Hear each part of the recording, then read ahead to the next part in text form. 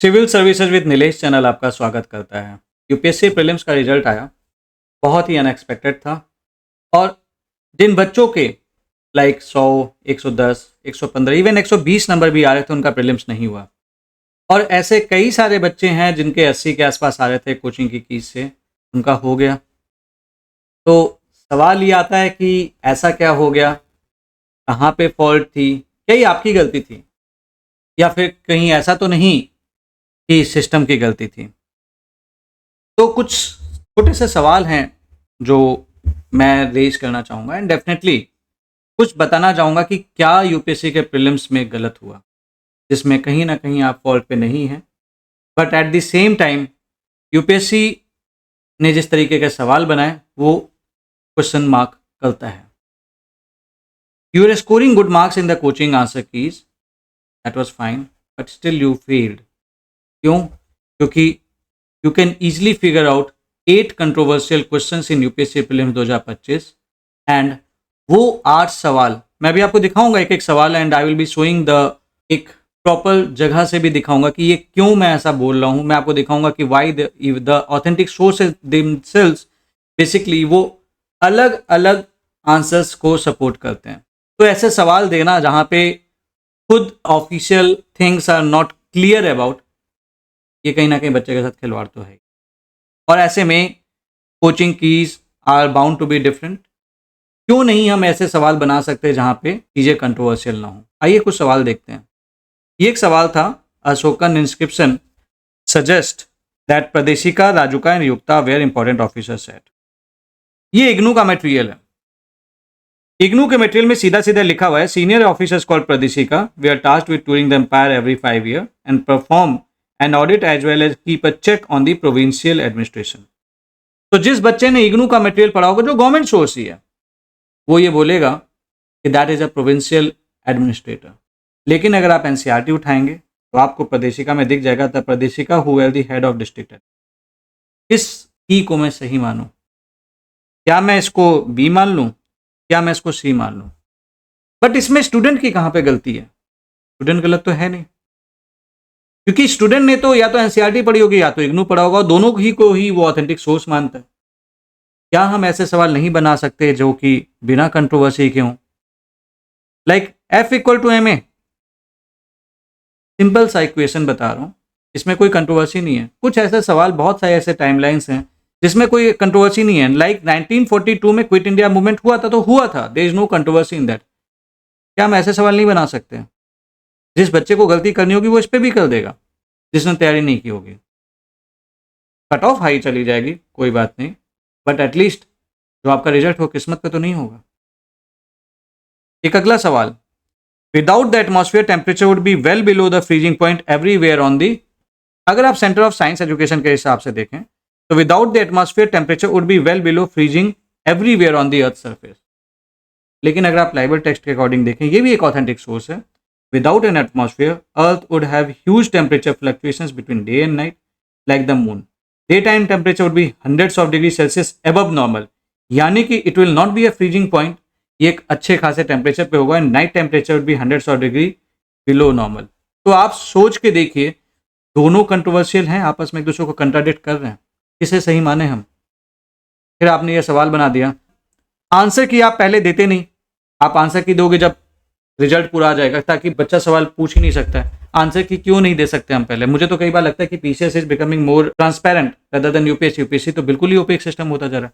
पूरा रिजल्ट आने के बाद, कंप्लीट रिजल्ट आ जाएगा, उसके बाद सडनली आएगा कि भैया आंसर की आ गई है, और आप उसके बाद उसमें सवाल नहीं उठा सकते। अपनी मर्जी से हम 3 सवाल डिलीट कर देंगे, लेकिन इस 3 सवाल के चलते कितने सारे बच्चों का भविष्य साइड हो गया होगा, इससे किसी को कोई मतलब नहीं। आइए बढ़ते हैं। In the context of EV batteries consider the following elements.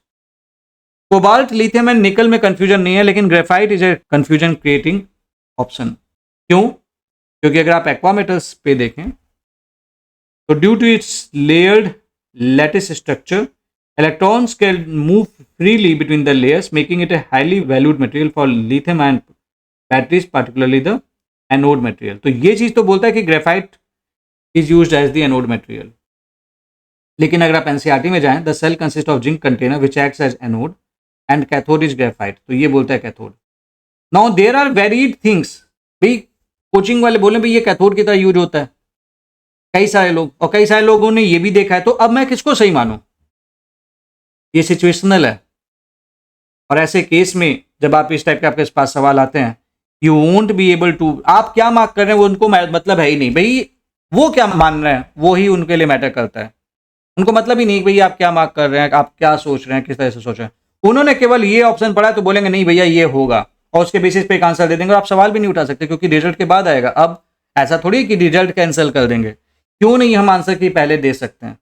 और यही हुआ है आपके साथ इस साल, और ये हर साल होता है। बस ये है कि अब थोड़े से सवाल उठने लगे हैं क्योंकि अब ये ज़्यादा हो रहा है। 8 सवाल ये देख लीजिए। Consider the following substances, coal gasification technology can be used in the production of how many of them? Ethanol, nitroglycerin, urea. तो ये एक सवाल आता है, तो ऐसे केस में इथेनॉल एंड यूरिया इस पे कोई कंफ्यूजन नहीं है, लेकिन नाइट्रोग्लिसरीन ये कहीं ना कहीं एक्सप्लोसिव्स वगैरह के लिए यूज होता है। तो एक सवाल ये बन जाता है कि कैन इट बी यूज्ड। तो अगर आप इनका कोल गैसिफिकेशन प्रोडक्ट देखेंगे, सेक्टोरल पोटेंशियल की बात करेंगे, नेशनल कोल गैसिफिकेशन मिशन है, तो यहाँ पे इन्होंने इथेनॉल दे रखा है, इन्होंने यूरिया दे रखा है, नाइट्रोग्लिसरीन नहीं दे रखा है। एंड आई बिलीव उन्होंने ये सवाल यही सोच के बनाया होगा। स्टिल अगर आप इसके हिसाब से देखेंगे तो अगर आप अलग अलग प्रोसेसेस को कंबाइन करेंगे तो कोल से आप सिन गैस बना सकते हैं, उससे आप हाइड्रोकार्बन बना सकते हैं, propene is an hydrocarbon, propene से आप ग्लिसरॉल बना सकते हैं, पेट्रोलियम आ जाएगा, एंड देन फाइनली इस ग्लिसरॉल से आप नाइट्रोग्लिसरीन बना सकते हैं। तो स्टैंडर्ड वे में अगर हम बनाना चाहें, क्योंकि इन्होंने पूछा है कैन बी यूज्ड, तो बना सकते हैं, but then that is not standard process, वो एक्सपेंसिव प्रोसेस होगा। बनाने को चाहे तो बना सकते हैं। तो आप किस चीज को सही मानने वाले हैं? और आप देखिएगा आंसर जब आएगा वो जनरली चांसेस हैं कि ओनली 2 चुनेंगे, बट ऑल ऑफ द 3 भी ऑप्शन हो सकता है। तो what are they going actually to do, that is actually highly questionable. और इस टाइप के क्वेश्चंस के चलते there is no consensus on किस तरह से चीजें बनानी है। देन द ऑर्डिनेंस वाला question, the ordinance can abridge a fundamental right. अगर हम देखेंगे तो laws include ordinance, order, by laws, regulation etcetera having in the territory of India the law force, ये हमारा कॉन्स्टिट्यूशन ऑफ इंडिया है। तो इसके हिसाब से देखेंगे तो ordinance can actually abridge of fundamental rights, but court ने ये हमेशा कहा है कि ordinance must adhere to constitutional mandate, particularly article 13 which prohibits law that abridge fundamental rights. तो अगर हम सुप्रीम कोर्ट के जजमेंट के अकॉर्डिंग जाएं या फिर एग्जैक्टली जो वर्ड टू वर्ड लिखा है कॉन्स्टिट्यूशन में हम उस पर जाएं, किसे सही माने हम? ठीक है, तो यहाँ पे ऑल्दो ज्यादातर मत यही है कि भाई कॉन्स्टिट्यूशन ऑफ इंडिया में जो लिखा है आपको वो मानना है। Then consider this question, this international north south transport corridor, हर जगह कंफ्यूजन है। ये एक लोकसभा का सवाल पूछा गया था कि सर की भी कहाँ से 10 पास। तो अगर INSTC की बात करें तो India, Iran, Russia, Azerbaijan etcetera, अगर आप ये पढ़ेंगे तो इसके बेसिस पे आप देखेंगे then A should be the right answer. लेकिन अगर आप इन द हिंदू का ये इमेज है एंड आप इससे जाएंगे नॉर्थ साउथ ट्रांसपोर्ट कॉरिडोर, तो NSTC का रूट क्या है? इंडिया से लेते हो ईरान, अजरबैजान एंड रशिया। तो ये दोनों ही ऑप्शन हो सकते हैं उस हिसाब से, इसे सही मानेंगे आप? एक और सवाल देखते हैं। New Zealand, how many countries have more than 4 time zones? कहीं पे न्यूजीलैंड में 5 है, कहीं पे 2 है। There is a confusion. UPSC किसको मानेगा? और सवाल ये है कि उसको उसने मान लिया, उसके बेसिस पे फाइनल रिजल्ट दे दिया, फिर क्या वो रिवर्स करेगा? The process is irreversible, selection हो गया है। वो बच्चा जो हो सकता है जिसकी रैंक 1, रैंक 2, रैंक 3 आ रही हो, ये बच्चा प्रीलिम्स भी नहीं क्वालिफाई करता, लेकिन वो बच्चे ने टॉप किया, विथ ऑल ड्यू रिगार्ड्स जो भी बच्चे सेलेक्ट होते हैं। But the thing is that कि ये तो फिर वो किस्मत वाली बात हो गई ना कि भी उनका इंटरप्रिटेशन, आपने सारी चीज इंटरप्रिटेशन पे छोड़ दी।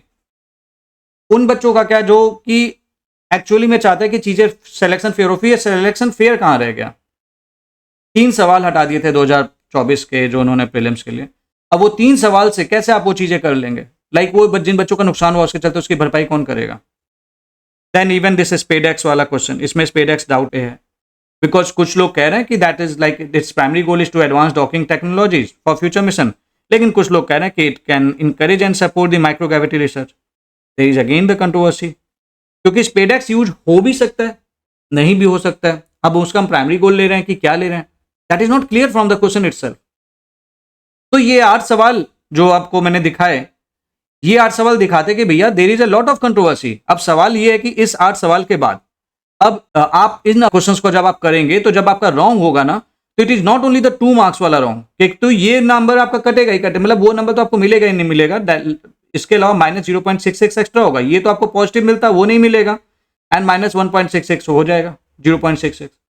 इसके लिए जिम्मेदार कौन है? और ये हुआ है कहीं ना कहीं, और इसीलिए जिन बच्चों के लाइक 120 आ रहे थे, 130 आ रहे थे, लाइक 110 आ रहे थे, उनका प्री नहीं हुआ, एंड जिन बच्चों के 80 भी आ रहे थे उनका हो गया। ये अच्छी बात है जिन बच्चों का हुआ है, आई अप्रिशिएट इट कि भी चलो आपने मेहनत की, आपको एक रिजल्ट मिला। लेकिन ये अहम सवाल ये उठा देता है कि क्या selection actually is getting fair? And if it is not happening, you teach us the ethics, like there should be transparency, there should be accountability. And who is accountable for these type of questions? So I hope someday UPSC consider these things and take the decisions on the basis, और जो कि at least student के support में हो। इतना ही एक request है कि please make the things fair, कि जो सिलेक्शंस हैं वो फेयर हो पाए, और इस तरह से फिर वो सारी चीज़ ओपेक बना देना सिस्टम, और फिर हमें ट्रांसपेरेंसी का पार्ट पढ़ाना, वो that is not good actually. हम भी चाहते हैं भाई चीज़ें ट्रांसपेरेंट रहे, हम भी चाहते हैं कि सिलेक्शन फेयर हो। सिलेक्शन फेयर होने के लिए सबसे पहली चीज़ है कि इन चीज़ों को आपको हटाना पड़ेगा। The system should be like ऐसा चीज़ें होनी चाहिए कि the system should actually think on this, कि हम एटलीस्ट क्वेश्चंस ऐसे बना लें, 100 सवाल बनाने, आपके पास पूरा पूरा देश का रिसोर्स है आपके पास कहीं ना कहीं, आप क्या कुछ ऐसे टीचर्स नहीं सेलेक्ट कर सकते जो अच्छे सवाल बना सकें? We have many teachers, like आप, I won't be taking the name, but we have many teachers even जो एजुकेशन फील्ड में है, वो आपको 100 सवाल बना के दे देंगे बिना कंट्रोवर्सी के, एक सवाल में कंट्रोवर्सी नहीं आएंगी। और आपके पास तो लाइक हम लोग जब इंटरव्यू देने जाते हैं तो बोला जाता है कि तुमका 30-30 साल का एक्सपीरियंस, तुम्हारा 150 साल का एक्सपीरियंस, तो तुम बच्चे हो भी। 150 साल का एक्सपीरियंस फेल हो जाता है जब एक बच्चा करप्शन के साथ पकड़ा जाता है। नो, मतलब नहीं होना चाहिए ये सब, थोड़ा सा अच्छा नहीं है। Still let's hope for the best. आपको कोई लगता है कोई सवाल है जो कंट्रोवर्शियल है, एंड आपको लगता है कि कोई सवाल ऐसा है जो उस पे भी सवाल उठ सकते हैं, तो please post in the comment section, and please share your reviews कि what do you think about this, कि what UPSC should do actually to make the system transparent, so that someday if they reach this video, someday if they watch this video, at least they take some action। कोई शायद empathy वाला इंसान आ जाए, कोई शायद compassion वाला इंसान आ जाए जो इन चीज़ों को समझे, कोई एक ऐसा चेयरमैन जो बच्चों के लिए इस टाइप का डिसीजन ले सके कि भैया ठीक है, जो हुआ हुआ, but let's make the things correct, ताकि एटलीस्ट फ्यूचर जनरेशन के साथ जो यूपीएससी की तैयारी कर रही है उसका कोई नुकसान ना। तो that's it for today, and इसके अलावा since things are not normal, things are not sane, I would recommend you कि आप प्लान बी की तरफ जरूर सोचें। Like this time BPSC has brought in 1200 seats, तो ये एक अच्छी अपॉर्चुनिटी हो सकती है, एंड उसके फॉर्म चल रहे हैं, तो आप बीपीएससी का फॉर्म भर सकते हैं। And if you want to prepare like with me, then you can also prepare for BPSC with me. तो you can think of the state PCS also, and otherwise plan B देखना शुरू करो, क्योंकि देखो सीधी सी बात है यार, आपका जो वो अनएम्प्लॉयमेंट वाला स्टेटस है, जो टेंशन देता है, जो फ्रस्ट्रेशन देता है, only you can know, and I know कि इट इज़ वेरी फ्रस्ट्रेटिंग। तो उसमें प्लान बी देखने में कोई बुराई नहीं है। If you want go for plan B, definitely आपका प्लान ए प्रायोरिटी यूपीएससी करो, बट 2 एग्जाम से ज़्यादा 3 एग्जाम के चक्कर में मत पड़ना, एक आध एग्जाम साथ में आप ले सकते हो, जहाँ का सिस्टम आपको लगता है कि नहीं चीज़ें ट्रांसपेरेंट होंगी, यहाँ पे कंट्रोवर्सी वाली चीज़। तो that's it for this video. मिलते हैं, and please suggest some of the things which you think can bring the far-reaching changes in the system in which the UPSC operates and should take into account. Thank you very much.